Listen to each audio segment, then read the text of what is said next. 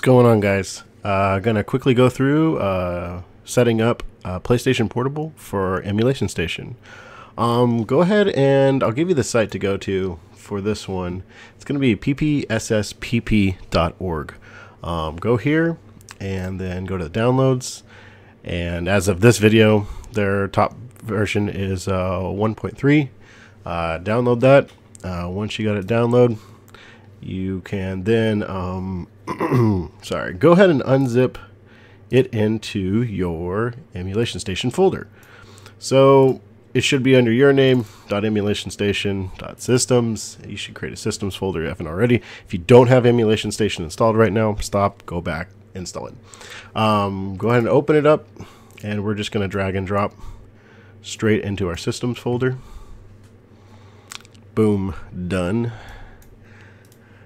And you'll notice in here that it has two executable files. Regular one is just 32-bit and then a 64-bit. So know ahead of time which one to run on your system, whether you have a 64-bit operating system or 32-bit. Once you do that, we'll go ahead and throw in our ROM. Make a PSP folder if you don't have one already. You probably don't. And then for my show and tell today, I'm going to have Dragon Ball Z. I'm not even try to pronounce the Budokai, whatever. Throw that into your PSP folder, and it needs to be an ISO image. So make sure that you have the ISO image. There is like another CR file type that I think it recognizes, but mostly ISO should be the ones that you're going to deal with for the most success. Once you have that in there, you should have your systems PSP populated and your ROMs populated now. And then we're going to go into our systems config file, and I've kind of already got it filled out here, so pause the video, write all this down, and this is how you're going to want to kind of propose it. Note that I'm using the 64-bit version, so remember to alter this if you're going to use the 32-bit version with the executable here. But yeah, that's it for this, and really, that's all you need to do. It's as simple as that. We're not going to do any configurations on the emulator yet, although it can be configured to run in full screen all the time. That's in there. I'll let you guys deal with that. But what we'll do now is just kind of boot it up and make sure it works and everything.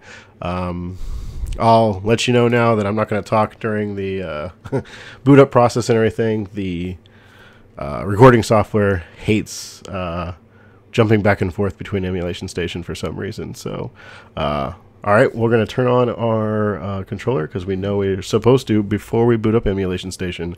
Otherwise, you know, it's going to completely bark at us and say there's no controller. So I got mine on now, and let's boot it up.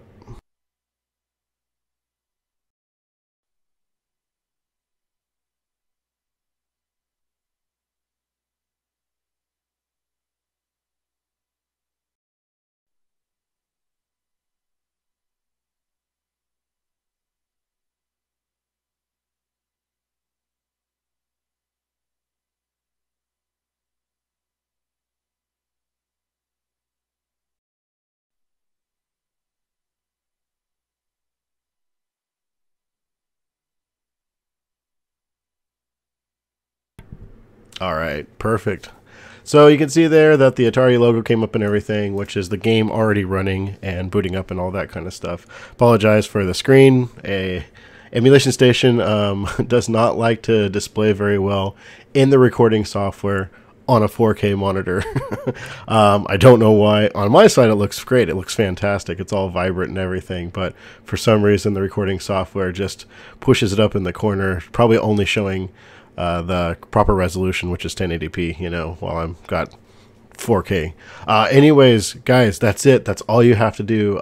Putting a PSP emulator into your Emulation Station is going to do another huge growth in your library. You know, it's going to grow it really big and put some titles in there that, you know, aren't available anywhere else. I know that there was a lot of PlayStation Portable titles that were like exclusive just to the PSP.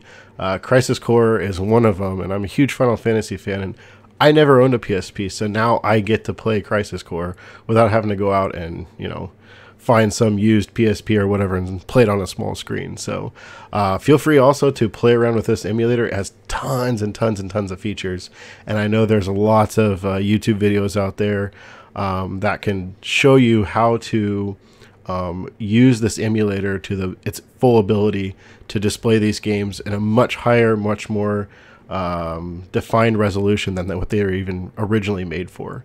So it might look kind of grainy and everything on a huge screen as opposed to what the PSP probably designed to show, but you can push it to its max. So alright guys, thanks for your attention, and keep the questions and comments coming. It's really fun to be able to help everybody out and see what other people have in terms of like the needs and wants of like how they use Emulation Station and all that. Alright guys, happy emulating.